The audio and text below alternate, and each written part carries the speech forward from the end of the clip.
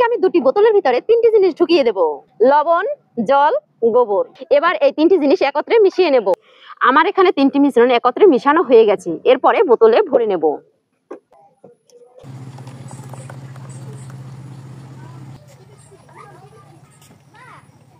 এখানে বোতলের মুখ দুটিকে আমি ছিদ্র করে নিয়েছি।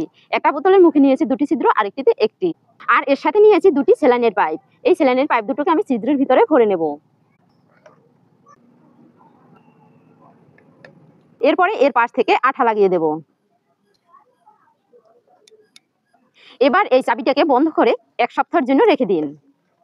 ঠিক 10 দিন পরে দেখুন গোবরগুলো পচে গেছে আর বোতল দুটো গ্যাসে ভরে উঠেছে। এরপরে এই ছোট স্যালাইনের পাইপটি পাইপের মাথায় আটকে দেব। এখন চাবিটি অন করে পাইপের মাথাটি মোমবাতির উপর ধরুন আর দেখুন গ্যাসে আগুন জ্বলে উঠেছে। এইভাবে আপনারা বাড়িতে বসে গোবর দিয়ে বায়োগ্যাস তৈরি করে নিতে পারেন। ভিডিওটি ভালো লাগলে একটি লাইক দিয়ে দিবেন। ভিডিওটি দেখার জন্য ধন্যবাদ।